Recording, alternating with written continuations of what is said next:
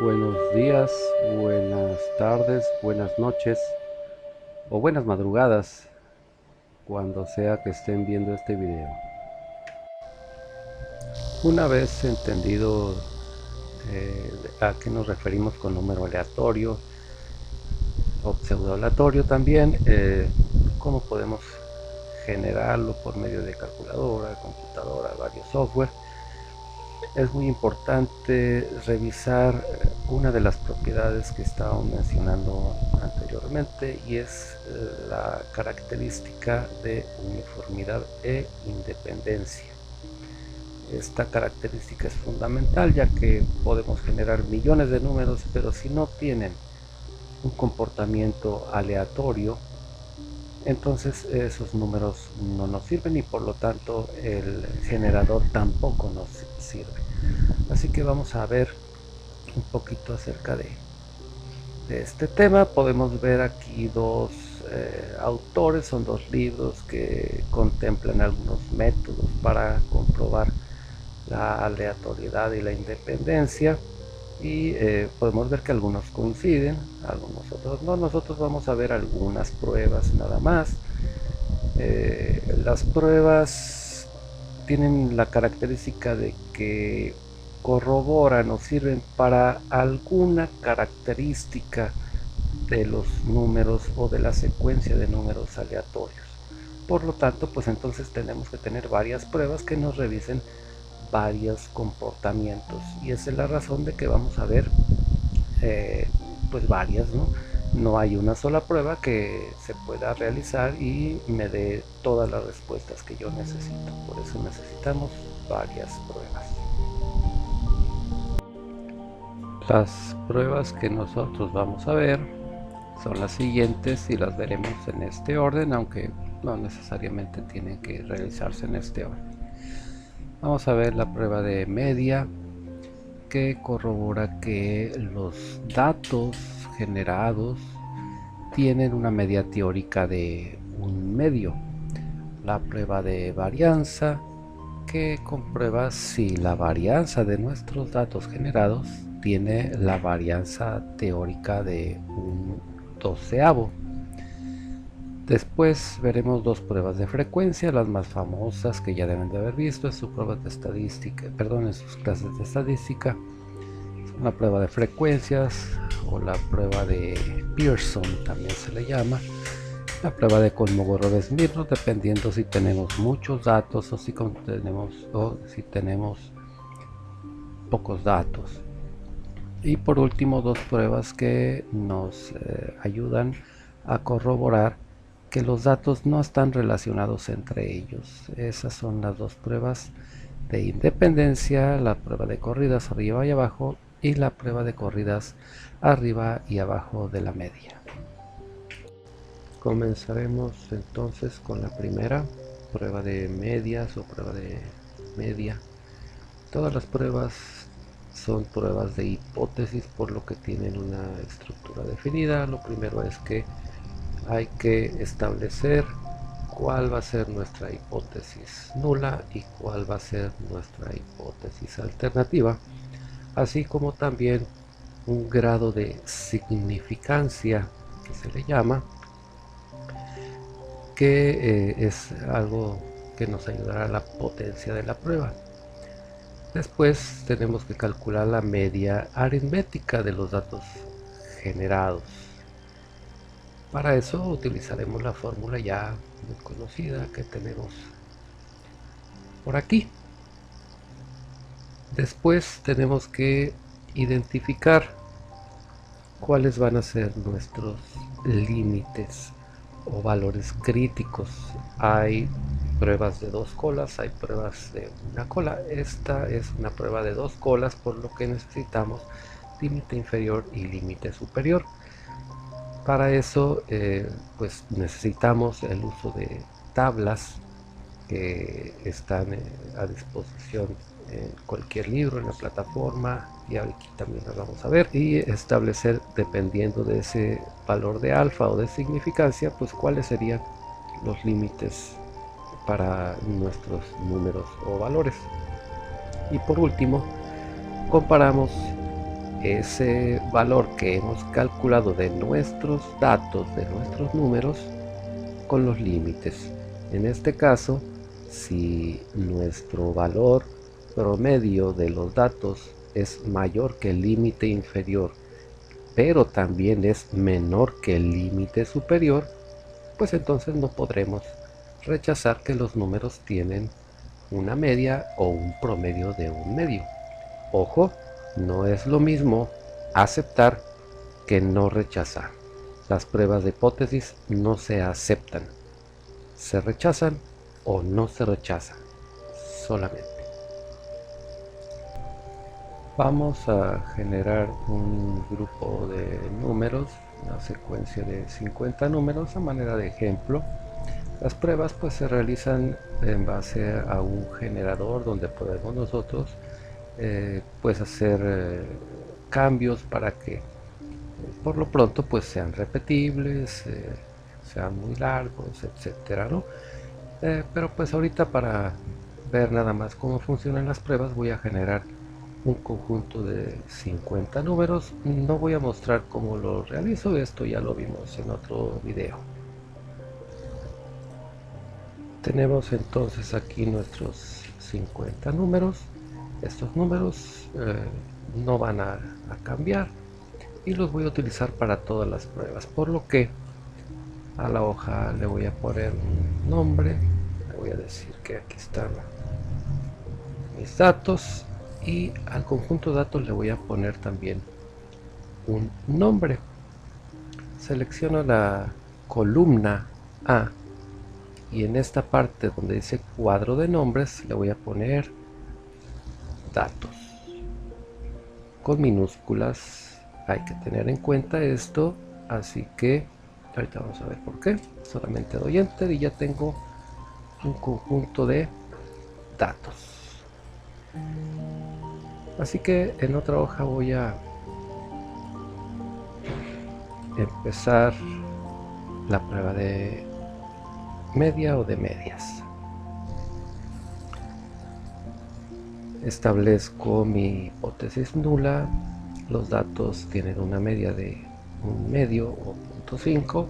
Hipótesis alternativa, los datos no tienen una media de un medio y nuestro valor de alfa lo vamos a ubicar ahorita por lo pronto en 0.5 a manera de ejemplo.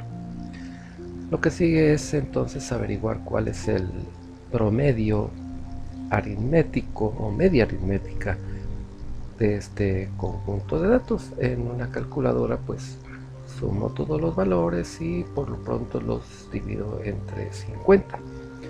Esto lo puedo realizar muy fácilmente en Excel. Le voy a decir que aquí me diga cuál es el promedio y aquí hago el cálculo.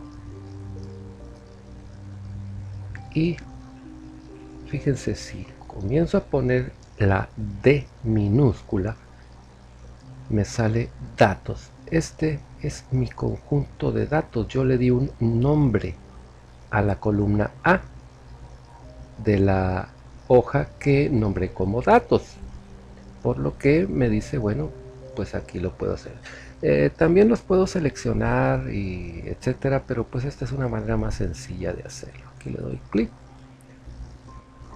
y le digo que me dé el promedio de los datos, es decir, de todos los números que existen en la columna A de la hoja donde tengo datos. El promedio me dice que es 0.4559, etcétera. El paso siguiente es calcular los límites. Como les dije, mi valor de alfa lo establezco como 5%, es decir, 0.05.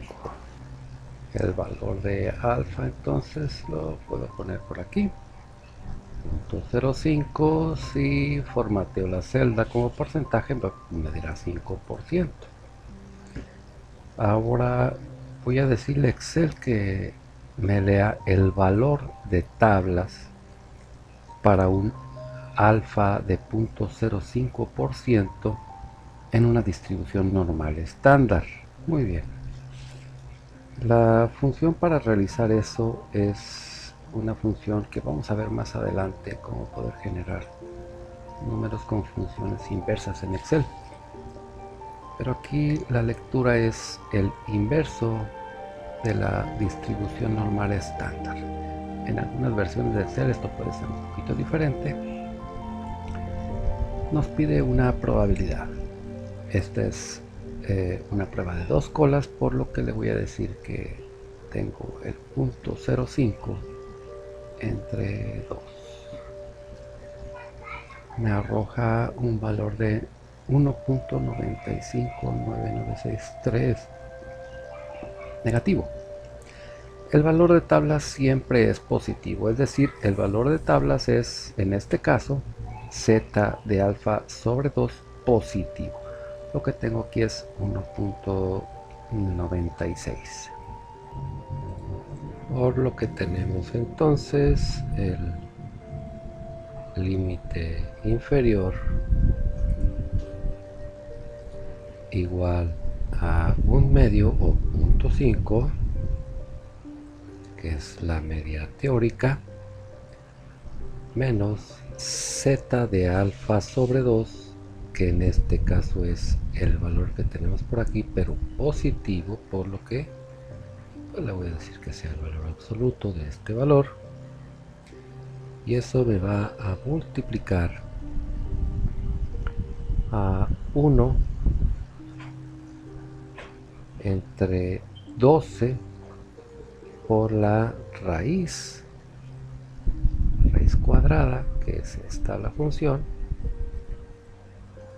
de la cantidad de datos. Me tendría yo que poner a contarlos o ponerle 50 porque ya sé que son ellos, pero ¿qué les parece si le pongo contar? Le digo que me cuente la cantidad de datos. Cierro entonces los paréntesis correspondientes y necesarios y tengo el valor límite inferior para esta prueba. Para el límite superior hago lo mismo, pero con el símbolo positivo. Voy a copiar esta fórmula que tengo por aquí, la voy a copiar aquí. Sin embargo, se me están recorriendo algunos valores. Vamos a ver cuáles. Z de alfa sobre 2, ya no es 7, es 6.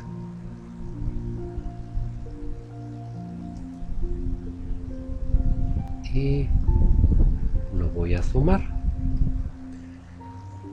Entonces tengo como mi límite inferior para esta prueba un punto 4769 y un límite superior como punto 5230. El valor de mi promedio para que esta prueba no se rechace debe de estar entre estos dos. Por simple observación me doy cuenta de que no es así, es menor que el límite inferior, por lo tanto estos valores no pasan esta prueba. La prueba ya está terminada, ya concluimos que ese conjunto de números no pasan esta prueba. Si yo necesito hacer la misma prueba a un conjunto diferente de números, pues es muy simple, solamente ingreso esos números en la columna A de la hoja datos. Esa es la razón de que le hayamos dado un nombre a la columna, a los valores que tenga la columna. Pero también podemos hacer otra cosa, y es que Excel concluya si la prueba se rechaza o si no se rechaza, es decir, si los valores promedio se pueden considerar que tienen un valor de 0.5. Eso es lo que vamos a hacer ahorita. Le voy a decir que concluya. Voy a decirle a Excel que haga una comparación lógica. Tiene que comparar el límite inferior contra el promedio y el límite superior contra el promedio. Son dos comparaciones. Te voy a decir que si el límite inferior es menor que el promedio, también que el límite superior es mayor que el promedio.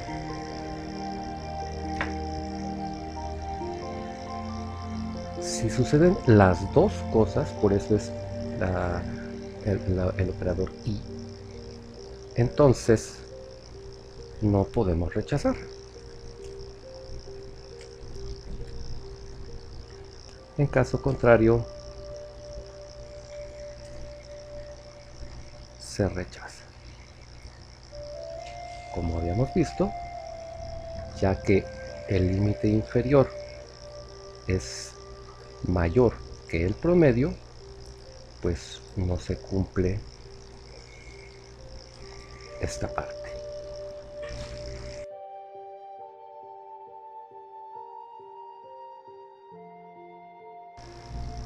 Pasemos ahora a la prueba de varianza.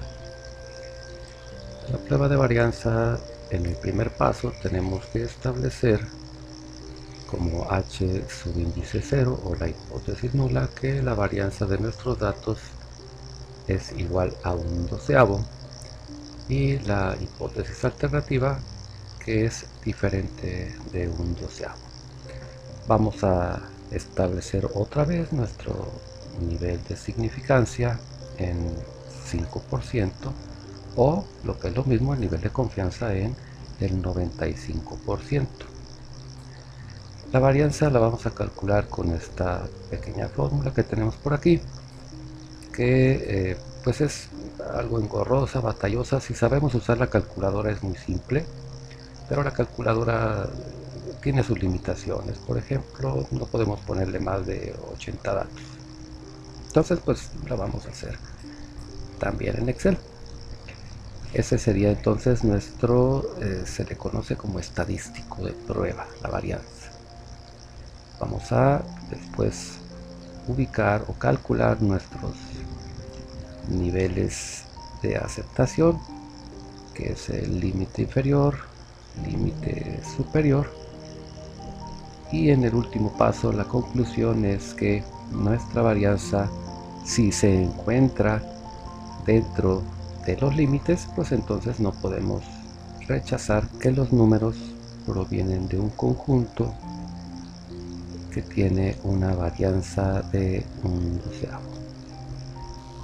Esta prueba se realiza de una manera muy similar a la anterior. Aquí tengo ya los valores que necesito o que voy a utilizar. Aquí no hagan caso, dice se rechaza, pero pues es que la condición no se cumple, pero pues en realidad no hay datos. Entonces voy a pedirle a Excel que me dé la varianza de una muestra. Hay que recordar que los datos aleatorios se consideran muestras. Aquí tengo que mi varianza es 0.04. Mi valor de n, aquí lo pongo, me va a servir más adelante. Pues nada más que cuente la cantidad de datos. Voy a hacer la lectura de tablas. La función es inv chiquad o inv.chiquad.cd. cd quiere decir cola derecha. Podemos hacerlo con cualquiera de las dos. Voy a hacerlo con la versión que es para la cola izquierda. La probabilidad, yo la tengo por aquí, pero es entre 2. Y los grados de libertad son n-1, es decir, para lo que yo tengo por aquí, menos 1. Me da .3155, para lo otro hago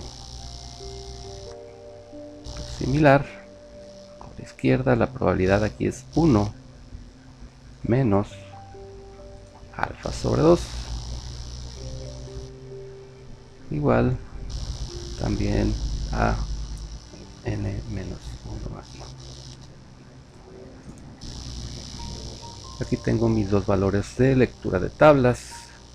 Lo que tengo que hacer ahora es la operación de dividir el límite inferior entre 12 por n menos 1. En el otro caso es igual, aquí lo voy a copiar. De hecho solamente tengo que cambiarle que este no es C4 sino C3 y listo. Esta se me recorrió, pero en este caso me sirve. Entonces estos ya son mis valores. En este caso tengo que hacer la comparación ilógica como podíamos haber hecho en el otro, como lo hicimos en el anterior. De hecho ya está hecha. Si este valor es menor que este, o si este valor es mayor que este, no podemos rechazar. En este caso 0.05 es mayor que 0.04, por lo tanto esta prueba también se rechaza.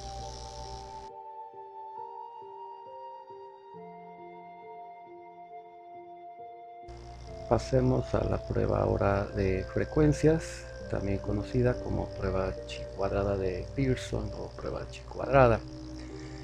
Nosotros ya sabemos que nuestros números son uniformes aleatorios y se encuentran entre 0 y 1.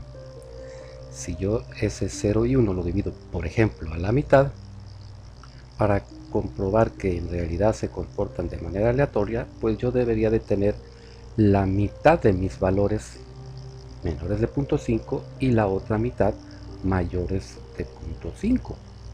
Si lo divido en 4, pues tendría la unidad dividida en 4 partes y cada una de esas partes tendría una cuarta parte de mis datos. Por ejemplo, si tengo 100 datos y tengo 4 subdivisiones, debo de tener 25 datos en cada subintervalo.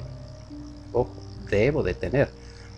La cuestión está en que yo tengo que comparar lo que debo de tener contra lo que en realidad hay, es decir, que tengo que contar cuántos datos en realidad hay en cada subintervalo. Es muy raro que estos coincidan exactamente, va a haber diferencias y lo que hace esta prueba es comprobar si esas diferencias son suficientemente grandes o no para poder considerarse la uniformidad de los datos. Nosotros vamos a utilizar esta estadístico que se llama chi cuadrada.